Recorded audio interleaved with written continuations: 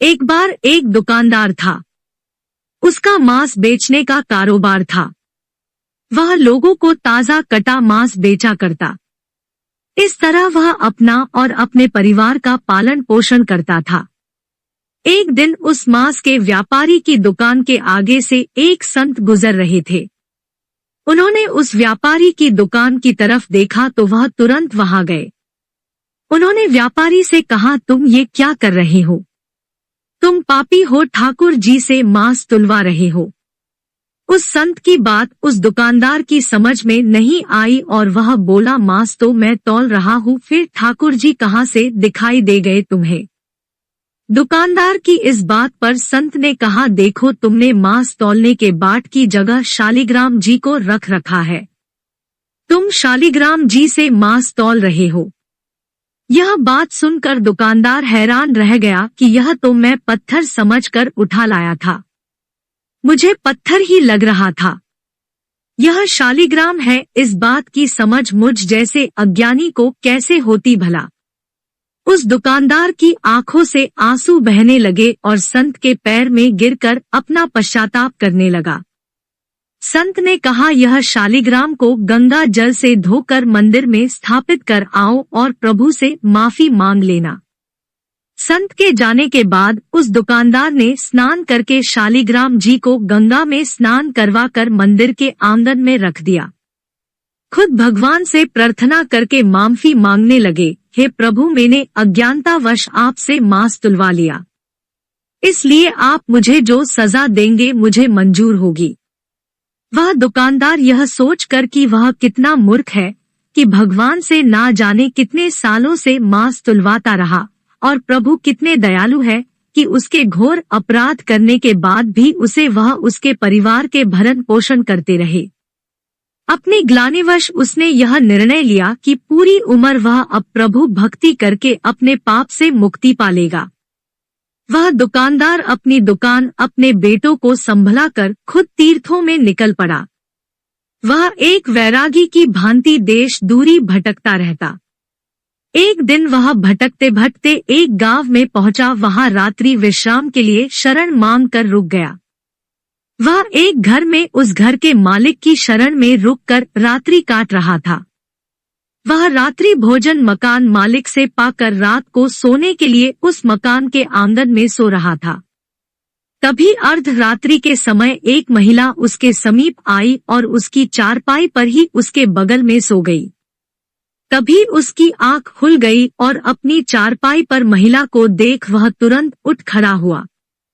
मगर जैसे ही वह घबराकर चारपाई से नीचे उतरा, उस महिला ने उसे फिर चारपाई पर खींच लिया। वह महिला बदहवास उसके करीब आती जा रही थी। वह महिला वासना की अग्नि में दधक रही थी। यह सब देख उसने महिला से कहा, आप यह क्या कर रही हो? मैं एक वैरागी संत हूँ और तुम इस समय वासना से भरी हो। तुम मुझसे दूर हो जाओ, नहीं तो मैं अभी इसी समय इस घर को त्याग दूंगा। महिला ने संत के रुखे शब्दों को सुना, मानो उसे वह तीर की भांति भेद रहे हो।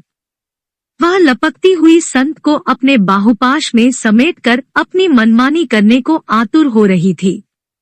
संत ने पूछा, तुम हो कौन और मुझसे इस तरह व्यवहार क्यों कर रही हो? तब वह महिला बोली, तुम जिस घर में ठहरे हो यह घर मेरा है। मैं इस घर की मालकिन हूँ। वह व्यक्ति जिसने तुम्हें रात्रि विश्राम के लिए शरण दी वह मेरा पति है। तब तो संत बोले, ठीक है, तुम्हारे पति घर में सो रहे हैं, तुम्हें उनके पास जाना चाहिए। तब वह महिला बोली, तुम जब मेरे घर पर शरण के लिए आए थे तब मैंने तुम्हें देखा था। तुम्हारे रुपयोवन की मैं दीवानी हुई जा रही थी। तुम्हें पाने की लालसा में मैंने यह बीते कुछ पल बहुत मुश्किल से गुजारे। अब तुम्हारा निकटता मिल गई तो भला तुम्हें अपने से अलग क्यों करूं? अब उस संत ने उस महिला को समझाने की कोशिश की कि देखो, तुम एक विवाहिता हो, तुम्हारा कर्तव्य पति सेवा है। ऐसे में तुम मुझ जैसे वैरागी को पाना चाहती हो, यहाँ तुम्हें शरण नहीं मिल सकती। तुम्हारी जगह अपने पति के पास है, जाओ, लौट जाओ अपने पति के पास। वह महिला कुछ सुनने को तैयार ना थी। तब वह बोली, अच्छा तो मेरे और तुम्हारे बीच मेरा पति आ रहा है। अगर मेरा पति ना हो तो तुम मुझे अपना लेते। वह तुरंत घर के भीतर गई। उस महिला ने घर पर रखी पति की तलवार को निकाला और उस तलवार से पति पर वार कर दिया। उसका पति वहीं मर गया। वह खून से भरी तलवार ले जाकर उस संत को दिखाते हुए बोली, लो मैंने तुम्हारे और मेरे बीच खड़ी पति रूपी दीवार नष्ट कर दी। मैंने पति का गला काट डाला। अब वह कभी हम दोनों के बीच में नहीं आ सकेगा। बेचारा वह संत, दुकानदार यह सब देख वहां से भागने लगे।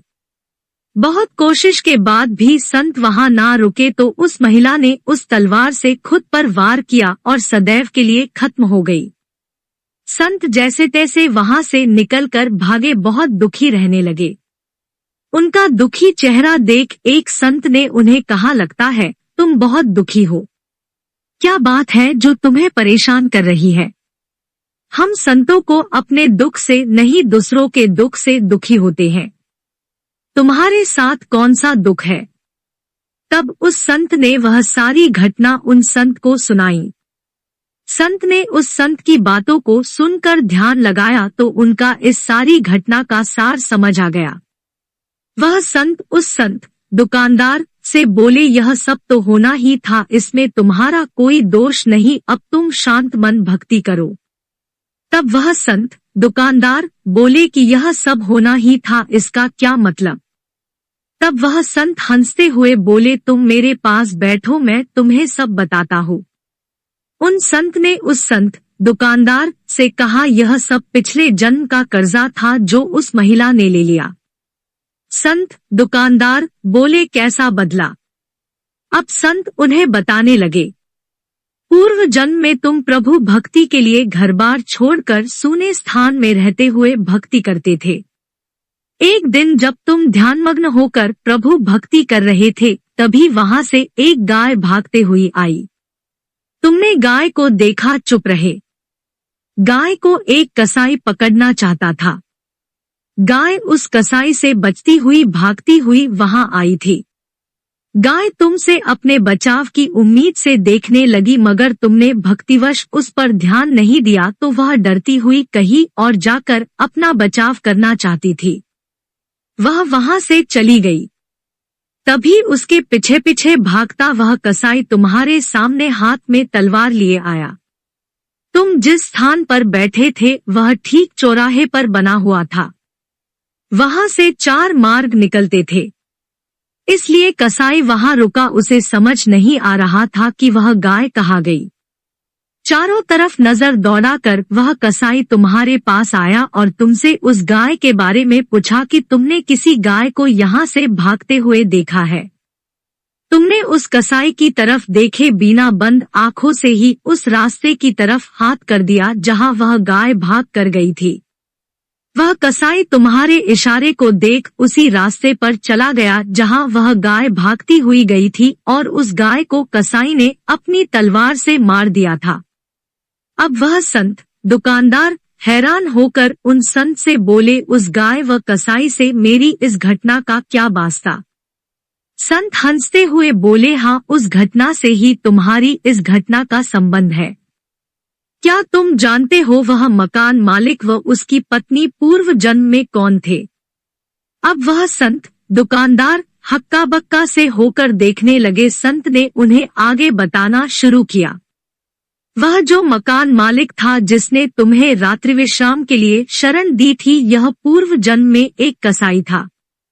यह कसाई था जिसको तुमने गाय का मार्ग बताया था। इसी तरह उस मकान मालिक की पत्नी वही गाय थी जिसका उस कसाई ने हत्या किया था। वह गाय जब शिकारी द्वारा काटी जा रही थी तभी वह मन ही मन तुम दोनों से बैर भाव रख गई। बस बदले की आग में दूसरे जन्म में बदला ले लिया। उसने उस कसाई जो उसका इस जन्म में पति था उसी तरह तलवार से मार दिया जैसे उस कसाई ने गाय के तलवार से काटा था। तुमने कसाई को उसका गाय मार्ग बताया, इसलिए वह तुमसे इस तरह व्यवहार कर रही थी। यह सब जन्मों के खेले किसकी समझ में आते हैं? इंसान अपने बुने जाल में ही उलझा रहता है और दुखी हूँ मैं दुखी हूँ दुख का रोना रोते रहते हैं। दुख सुख हमारे अपने पूर्व के जन्मों में बोए गए बीज है जो इस जन्म में आकर काटते हैं। यदि आप ऐसे ही कहानियों को पसंद करते हैं तो कृपया आप मेरे YouTube चैनल कहानियां विद सीमा को सब्सक्राइब, लाइक एंड अपने दोस्तों के साथ शेयर करें। धन्यवाद।